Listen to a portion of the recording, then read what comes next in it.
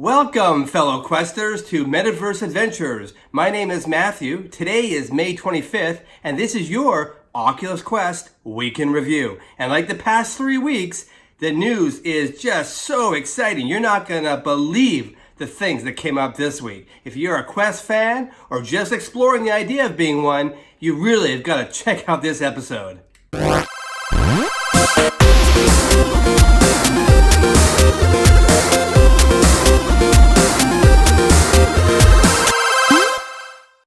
We begin this week once again by looking at the Oculus Quest hype cycle. And like in the past few weeks, it's some pretty interesting data. As you know, I've been reporting on the Quest, the Rift S, and of course the Valve Index. And all three of those got announced around the same time at the beginning of May.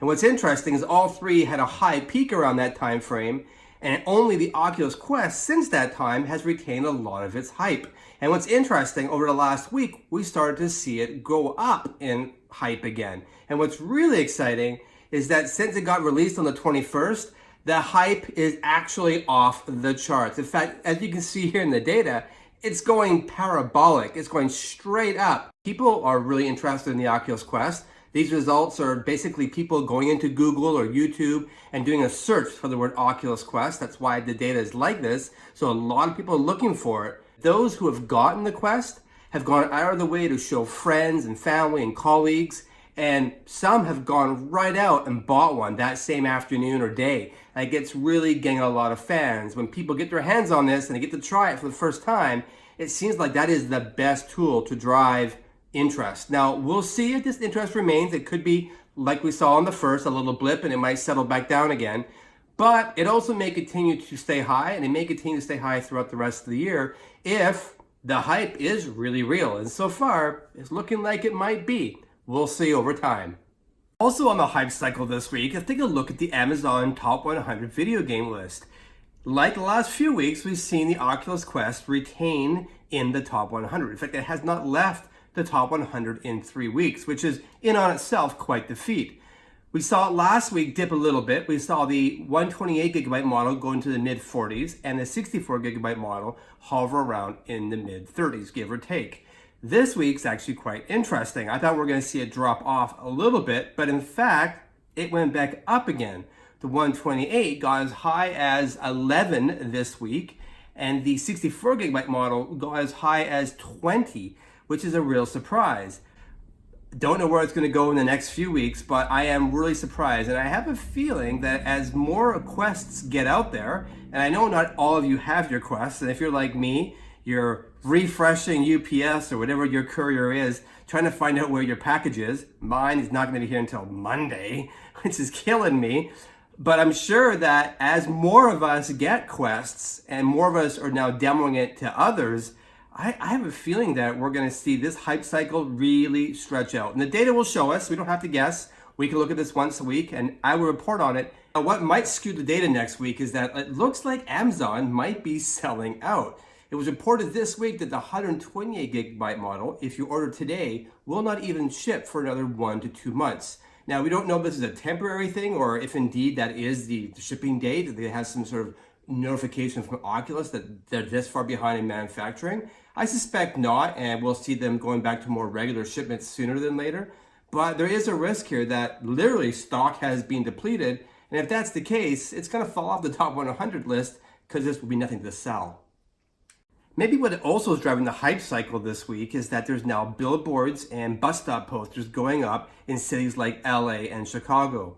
These users right here on Reddit posted some of their photos, as you can see here, and they're quite attractive. In fact, they're kind of cool with their whole slogan of defy reality. So I think that this is an exciting move. I have not seen virtual reality posters hitting mainstream anywhere. And so to see this begin to happen, I think is a sign of the times. And it's very exciting. Haven't seen them here in my city of Vancouver yet, or haven't heard anyone across Canada seeing them. So this might just be a United States thing for now. But if the Quest can get more traction, maybe we're going to see them hitting up more cities this Christmas. Another reason things might be going parabolic on the hype cycle this week is that, believe it or not, you can now play SteamVR and Oculus PC games on the Quest.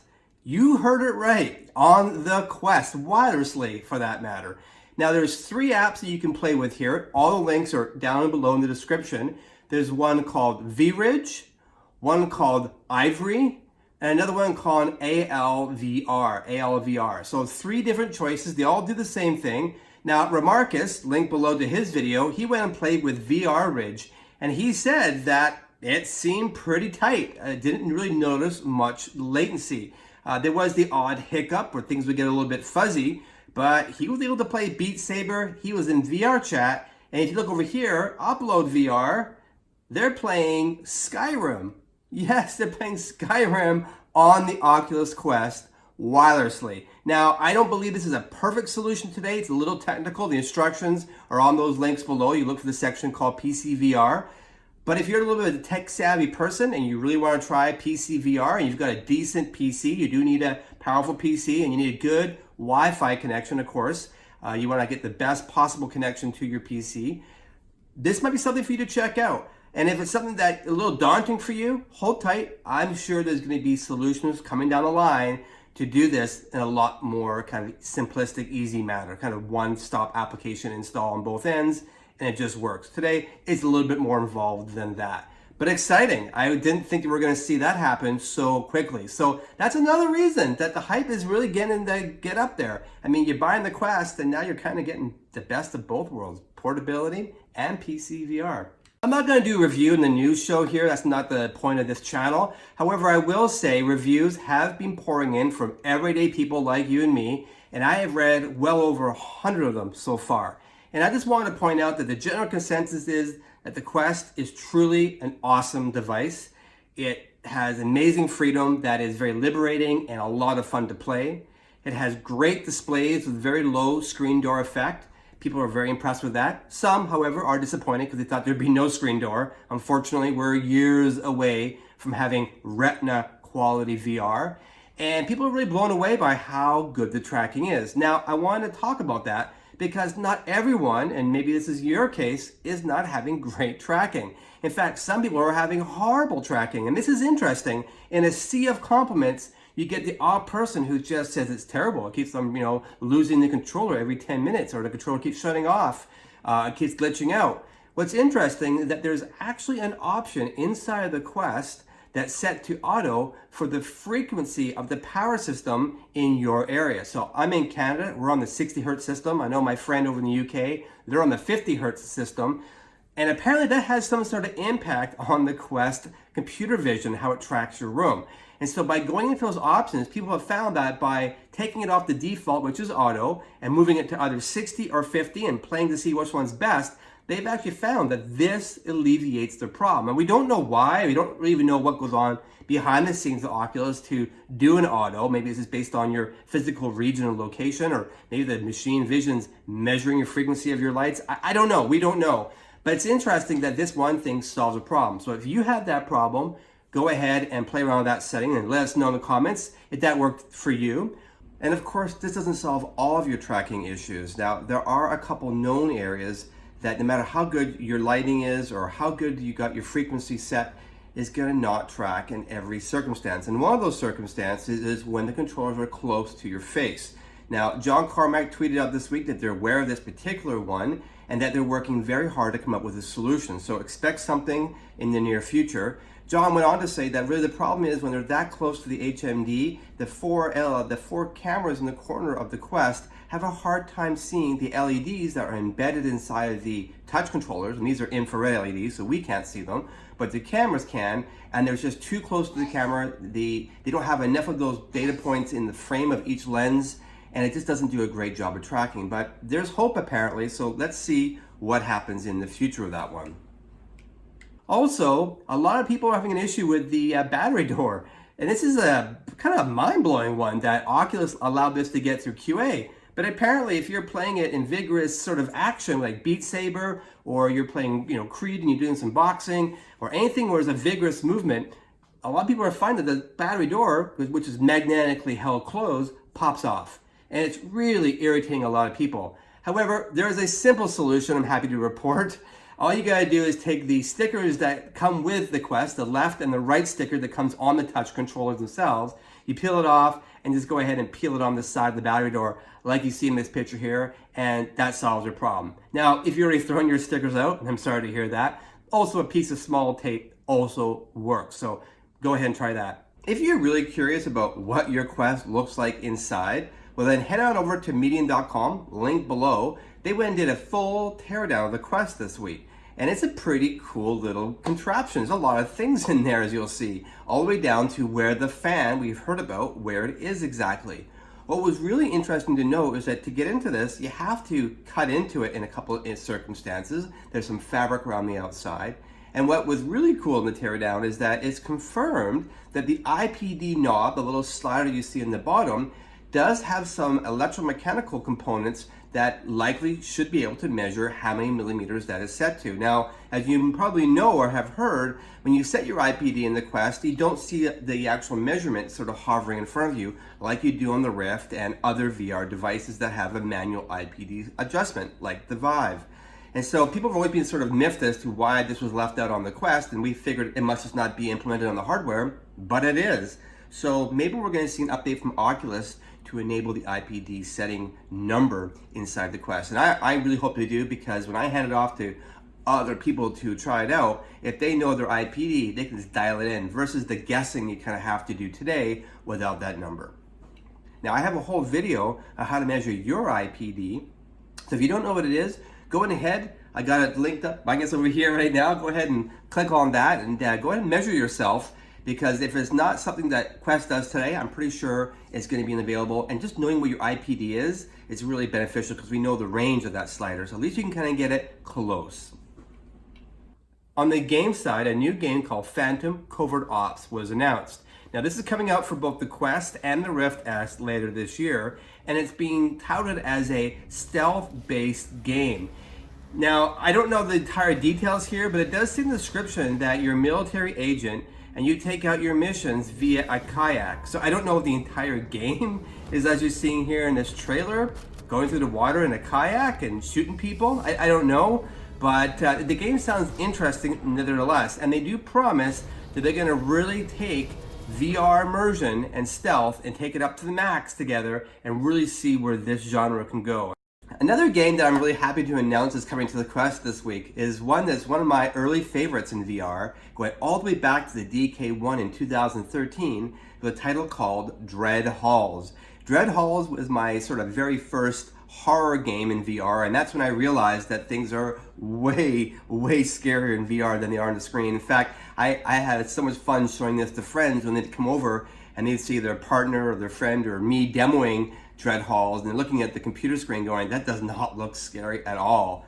And then you put them in there, and as you probably know with horror games, the reaction is quite a bit different. So that's one of my early favorites, and the developer has shown what it looks like with some footage here of it running on the actual Quest itself. And so it's coming out sometime in 2019. This is one to look out for. It's a great nostalgia game, and it's great to get in and explore a dungeon in sort of a maze-like way and get really freaked out. And another game I want to mention this week is one called Pavlov. Now, you may have heard of Pavlov. It's a SteamVR game. It's very popular. It gets very positive reviews. And a lot of people actually have been posting to the developer, please bring this to the Quest. And we heard this week on Twitter that they got their Quests, they've ported their code over to it, and it does seem to run. Here's the video of them using it earlier this week. And they've confirmed that yes, they are going to convert it over to the Quest, which has a lot of people very excited. And not only are they going to do that, but here's the best part. You can go and try the alpha right now. That's right. By using a side load process, you can go ahead and download Pavlov for free and try it on your Quest today. So links down in the description. Go check that out if you're a Pavlov fan. It's a first-person shooter. It's a great first-person shooter, and I highly recommend you go and check that out. Another thing that came out this week, which really caught everyone way off guard, was that apparently you can sideload the Oculus Arcade that was originally for the Go and the Samsung Gear VR. And so this surprised everybody, and not only does it sideload and work on the Quest, but 6 degree of tracking also works on the Quest, which wasn't even available on the 2 previous devices, which seems to indicate that how it's coded at least had the signal to capture the 6 degrees.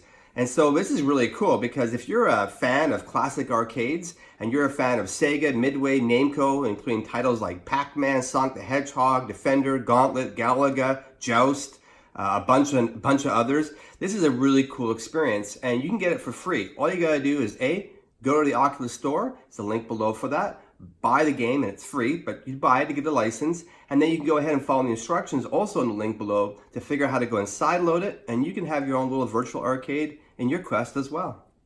I also want to talk about a game called Moon Rider. Now, Moon Rider is a web-based game. The link is in the description. You go ahead, you click that link using the Oculus browser built into the Quest, and on the bottom right-hand corner, there's a little icon to go into VR mode. And it goes from a web page, and all of a sudden it wraps around you and you're in that game. It's another one of these rhythm games, so if that's your jam, it's worth checking out. But what I think is really cool is that web-based games in VR are now a thing. And so what other possibilities that's going to open? I mean, it's hard to say, but I think going to, like, say, IKEA.com or Amazon.com in the not too distant future might not just be browsing static 2D pages. It might be a more immersive experience. And so I think this is really going to open up a whole world of interesting possibilities. So if that's something that interests you, go check that out. Again, link in the description below. Another game I want to talk about this week is Robo Recall, and it's kind of hitting the news again because people get to try it for the first time, and we saw some footage last week about what it might look like on the Quest, and people are confirming that that is indeed what it's like. And in fact, Tyriel Woods went ahead and did a side-by-side comparison on his channel, a link below, between the Rift running on a high-end version and the Quest. And the results are pretty interesting when you see them side by side. It's remarkable how much of the original high-end game has translated to the Quest. And we're talking like a 500-watt PC here running this thing versus a 10-watt Quest. I mean, the amount of power, physical power difference is astonishing, yet the graphics are pretty darn similar. Now, of course, they're downgraded in just about every area, and that's obvious to see here. We don't see lighting effects. There's way less particles going on, there's less geometry, and there's a little bit less going on the screen overall. And there's a few other glitches that if you read through the comments, you'll see there's a few other things that people have pointed out. But, as Tyriel says, and many others online, the game is relatively intact, very playable, a lot of fun still, and really bodes well to the kind of things that developers might be able to pull off as they get used to the Quest hardware. So I'm really excited to see other high-end games being ported over. Now, you may recall last week I shared with you a video from ETR on YouTube where they did their both ring scale and stadium scale. If you don't know what that is, go look at May 18th video. It's quite mind-blowing. And this week we have another one from Fast Travel Games. Now, they went ahead and set up a soccer field. It was 6,050 meters squared, so quite a large space. And they played the game called Apex Construct. And you can go right now in the store and buy this. And they played an entire level on this field. They never had to warp. They never had to do any sort of, artificial motion. They literally just walked the entire level. So this is one that really has me interested to the point where I wouldn't mind getting a friend just to spot me on a field and let those around me that I'm in this space and try it out myself, because that just sounds really cool. So good on them for showing us that. Even cooler than that is what Thrust Vector has been doing with their quests. Now, apparently back in September, they recorded this video, but they weren't allowed to share and tell all of us about it until now. And whoa, mind blown. This is a Collocation VR experience using just the Quest, no PC, no external trackers. Everything is on board the actual two quests that you see here. And as you can see, these two players are actually in the same VR space, which is really mind-blowing to begin with. And it can support up to 6 players, their technology. So that's fantastic. Plus, it can then map on top of other physical areas. Now, you may have saw something similar back at Oculus Connect 5, and I reported on this a few weeks ago, where they had their Dead and Buried arena scale set up being showcased. It was 4,000 square feet, 6 players doing a sort of a shooter-type battle royale, and it looked amazing. And Oculus has always said that they have no plans to bring that to market at this point. But it does sound like it is possible if you go ahead and use a side load process. That means you're not downloading it from the Oculus store. And so this development shop is actually seriously considering about maybe making this a legitimate application. They did approach Oculus, and because of the way it side loads and it's using technology that Oculus doesn't necessarily want to put out to the public quite yet, they actually declined. But it doesn't mean they can't develop it still and make it available to all of us via a sideload process. In fact, they're actually contemplating doing a Kickstarter to that very effect. And nothing announced yet, and as soon as they do, I'll let you know. But this is an interesting one because they have technology that can map a physical space. And in this example here, they've mapped their office, as you can see. It's a 35 by 65 foot area. That's about 11 by 20 meters. And they've not only mapped it, but they've actually figured out where the desks are and the general geometry of the space. And then that general geometry was then built to create a VR world. And then that VR world was then calibrated to their office via the Quest machine vision cameras. And it seems to work very well. As you can see, as they're walking through, cubicle hallways, in VR, they're walking through spaceship hallways together. And this, as you can well imagine, has got a lot of people going, holy smokes, is this something that we're gonna be doing on our Quest? And I'm gonna make a bold prediction and say whether Oculus supports this or not, this is going to be the future of VR. Maybe not this year, but maybe next year and 2021 and beyond. I think we're gonna see a lot more of this, where the technology gets a little more sophisticated and it can maybe even in real time map your home and then put a world, a real-time generated, procedurally generated world that can match exactly the geometry of your home. This to me is next generation, far more than just better graphics. This is what next gen's all about. So keep your eye open for this one. I'm also very happy to report for those who are just so disappointed that Beat Saber doesn't cast to your TV or your phone. Officially, the developer came out this week and said that they know of the problem, they're working on it, and we can expect an update at some point in the near future to allow us to stream one of our most favorite games so everyone can watch all of why we're doing all the silly moves in VR. And like I mentioned a couple weeks ago, Sexlikereal.com has delivered on bringing their viewer to the Quest for launch. Now, it's via a side-loaded process. You go over to Sexlikereal.com. You gotta be 18 plus, of course, to go there. You can go and check them out, download the app, and there's literally thousands of videos, some starting as low as 99 cents. And some of the early reviews over on Reddit are very positive, if that's your genre. Over on Reddit, user Belsey shared with us a really cool video, one that I was not expecting, and that is drawing some unusual boundaries with your Guardian. Now, a lot of systems in VR, when you draw your boundary, no matter what shape it is, it usually finds a perfect square or rectangle within that space, cutting off all the little bits and pieces that you may have worked around furniture. It finds the minimum size. Well, the Quest, what's interesting is actually it retains whatever you draw with your controller. What's cool is this fella drew basically through his hallway and around some living room area, I'm gathering, because he went all the way over to his kitchen. And it was like he said quite a few feet, maybe 45 feet away. And it's kind of neat to watch, as you can see here, him traversing through his Guardian sort of hallway, if you will, to go to the very end, peer out into the pass-through camera area and grab a beer from his fridge. And that just opens up a whole world of possibilities, and maybe it's something that you might want to consider doing in your Quest play space as well. And for the artists out there, there's another app to add to your arsenal beyond just Tilt Brush. This one's called Gravity Sketch, and while on the surface it looks very similar to Tilt Brush, it actually has a very different sort of intention behind it. Tilt Brush, you're more or less drawing lines, whereas Gravity Sketch, you're more kind of drawing surfaces. And this is why a lot of designers have used it to help prototype cars and other sort of larger objects. And what's really cool about this is that it's coming to the Quest with, apparently, its brand new feature which allows you to integrate Wacom tablets and iPads and such to do sort of 2D drawings while you're in 3D in the VR world and then transfer them into that space. So this is something really good for sort of fine drawing, fine tuning of your projects. So that's one to keep out for. They haven't announced the date when it's coming, but it is 2019. And if you're an artist or a designer, this is one to look out for, especially if you're in the design shop and there's more than one of you who would like to collaborate in a common space. This is also something that Gravity Sketch is going to be providing on the Quest. So that's a pretty cool feature.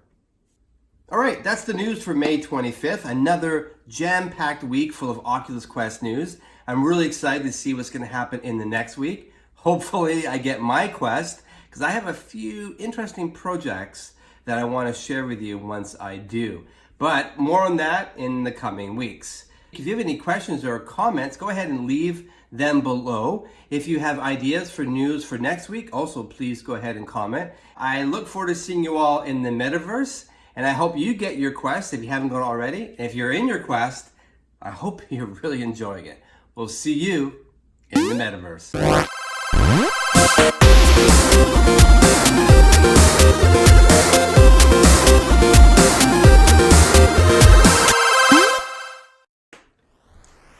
Hi, welcome to the secret after part of the show where I share one more clip for those of you who've hung around to the very end.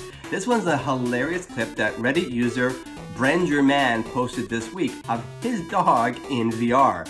And what's hilarious here is that not only is the dog in there and apparently looking around, but when the HMD is taken off the dog's face, the dog legitimately looks stunned. Like, where did the world go I was just in?